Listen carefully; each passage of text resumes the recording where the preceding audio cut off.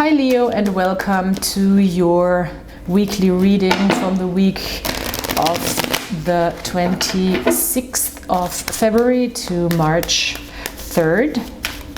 In the beginning of the reading, I will talk about general energies. Of course, this can also resonate with other people or other placements.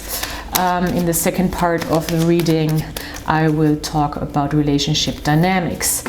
So let's see, dear Leo, what's going on for you at this time, what's happening, and I'm excited to look into the cards and see what they want to say to us.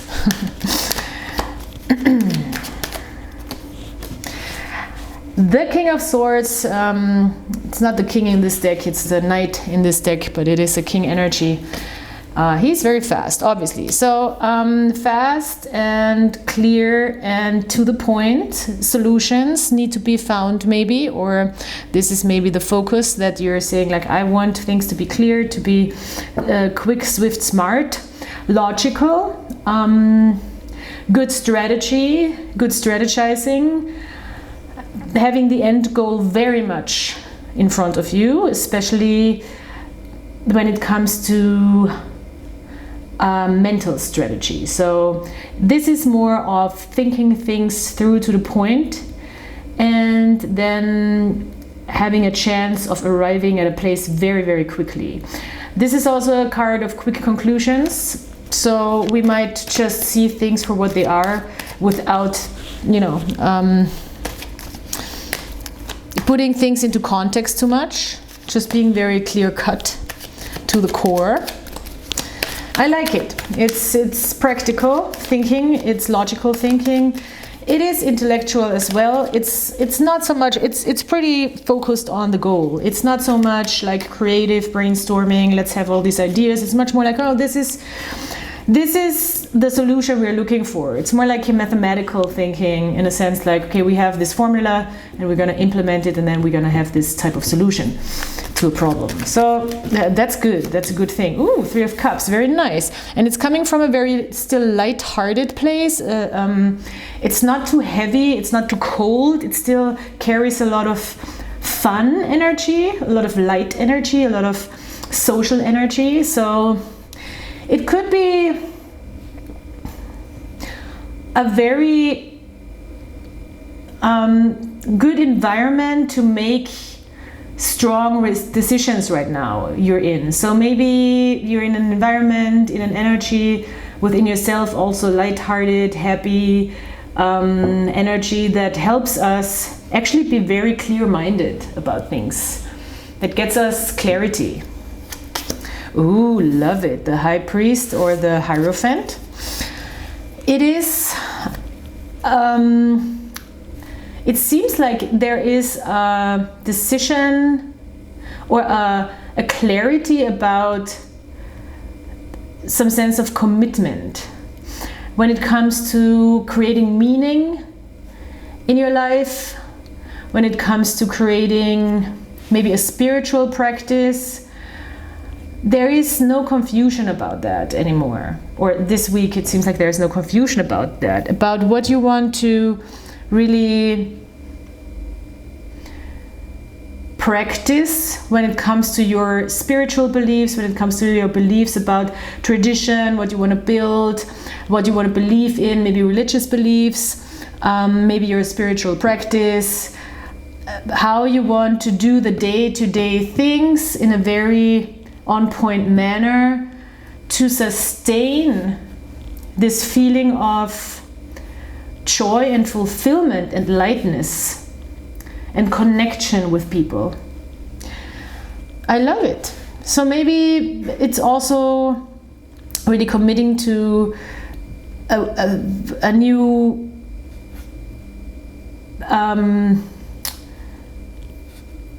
maybe even a mind practice. Maybe you're like, I want to learn how to play chess. I always think about chess when I see the Knight of Swords. I want to learn how to do math. Or I might enjoy a puzzle again, like something where you can have to think, and I'm gonna maybe commit to training my brain. Could be. And it's gonna be, actually it's fun. to do that. I'm having a good time. This can also be writing, communicating with people, talking. Maybe you want to commit to practice those skills, communication skills, talking, public speaking. I don't see public so much, to be honest. I mean, you could be teaching actually something from a spiritual place. But I think it's more, it's not so much in a professional environment, it's maybe more like in a acquaintance, social environment, where there could be interesting conversations, or there's interesting conversations to be had with, you know, people that you feel connected to, that give you even more clarity about what you want to practice more when it comes to your spirituality and your beliefs. All right, let's look at the bottom of the deck.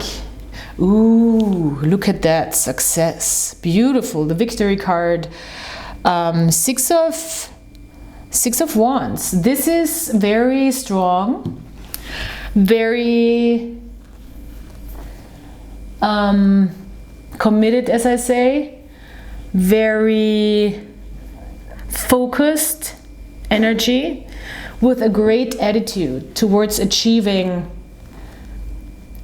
a place of being. It's not even, the high priest is not like, I need to achieve this thing for myself, and if I don't have it, then I'm gonna feel not successful. No, this is about a much more complex and abstract idea of success. What does success mean to you by day-to-day living in your spiritual power? And it's very strong. It's very, very strong. And keeping that clarity about it is what I find a very interesting combination here. There's no room for doubt when it comes to creating this practice. Very nice. Okay, let's see what the relationship situation has to say. This can be any relationship, romantic or friendships, work colleagues, family members.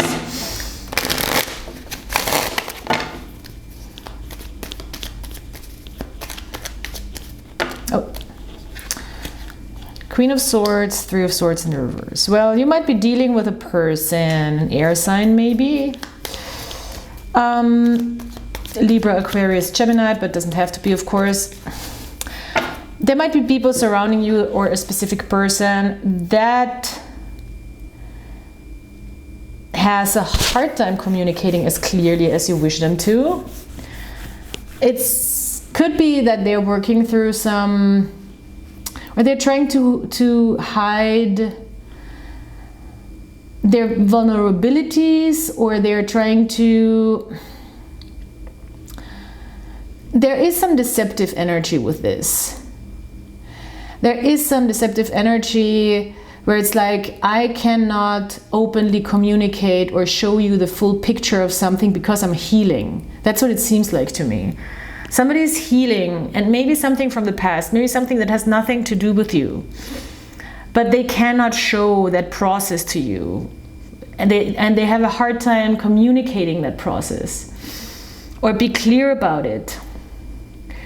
And it might result in, I mean, I'll check what your cards are going to be, but it might result in using, let's call it a certain type of truth that might not be the only truth, to distance themselves, because they might not want to show what's going on a deeper level. And that's something, you know, you've seen in this person, maybe you've seen in different people in your past. It seems like even it could be something that is haunting you a little bit with the Wheel of Fortune in the reverse. It's like, why do I get this reaction from people? Or why is there people doing this? It's a pattern that you've seen probably in people when they interact with you, when they get closer. Like, they don't want to show you maybe a process, a deeper process, or they might even not want to look at the process, at deeper processes within themselves. You know, sometimes it's like with the deception, it's often self-deception as well. And I quoted this earlier because it's such a good quote and funny. You don't have to, it's from George Costanza from Seinfeld. There's this quote where he's like, it's not a lie if you believe it's true. So it's giving that type of thing, but it's more like, it's giving more like, please don't come too close. I'm working through things and I don't want you to see this. I don't want you to perceive me type of thing. Because I'm afraid that I might look, there's some fear of being exposed or something. So somebody wants to trick you into believing that they are maybe somebody else, or that there is no, it even seems like somebody wants to hide what they've experienced in their past or something, and therefore just not being quite transparent. There is a lack of transparency. That's probably what I'm looking for, description. So yeah, you know this is irritating, this is annoying. Wheel of Fortune in the reverse. We don't like it when the Wheel of Fortune is in the reverse because it hinders our growth. We feel like we're stuck in a pattern that is repeating itself. And it chips away from our confidence as well, of course. Nine of Pentacles in the reverse. It's like, why can I not make this work, you know? How is it possible that it's affecting my confidence so much? In people, in relationships, in interactions. So a solution to this would most definitely be, I mean most definitely, but this is what is kind of out of the picture when we step away from the specific dynamic with a person and really step out of the picture and look at what's really the lesson. It could be that we gain so much more emotional independence by not expecting things to equal out. The Six of Pentacles in the reverse is a realization of, well, give and take might not be fair. Or I might have something to offer that somebody just does not want to accept. This whole notion of the helper and the helped comes in here. So helping can be quite a controlling thing and quite a power dynamic thing.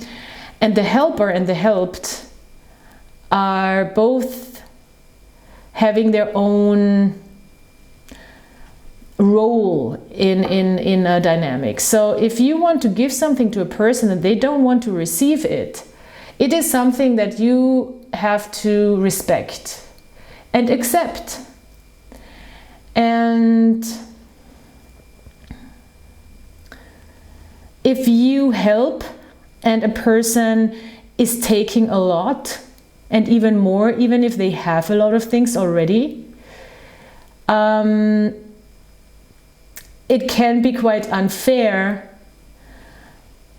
because there's a lot of people who don't understand how much they already have, and they will take a lot, and there is just this void that can never be filled, and they will take from anywhere. And you might just be the person who will be continuing to give, and thinking about those And that's chipping away. And there's from self-confidence and worth. And that's quite, from both sides, a problem with what is worth my time. Are you worth my time? Why does it feel like it's taking from me when I give? Why does it feel like what I'm giving is not enough? There is this sentiment of not being able to be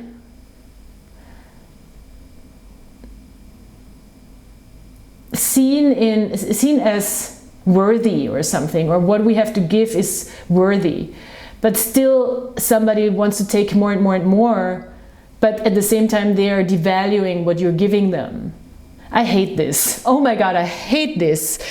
This is, I'm sorry that I'm getting emotional, but it's a very effed up dynamic in reality. You know, when you're like, you feel like you're giving a lot and you're giving your all, and the person is taking all of that.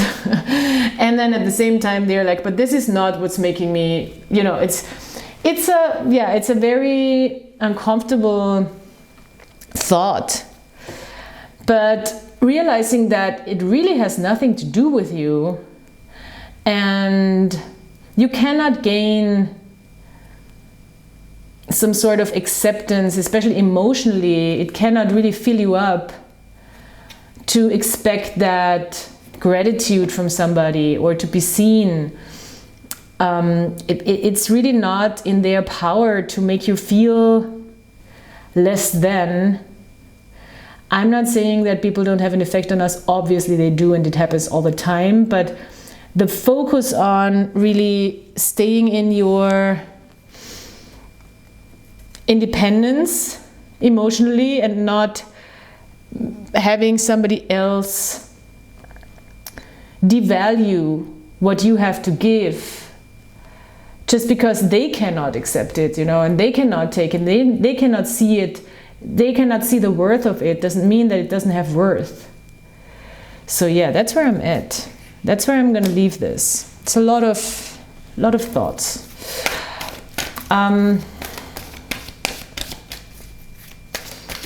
And there is anger. It's irritating. It's giving me. It's probably hitting something within me. There is no angry cards really, but it might be a little frustrating. Co-create. Well, yeah, you have to co-create. You cannot, you know, expect things to grow if you're not working together. So it's still, there is still the notion that you want to create results by working together.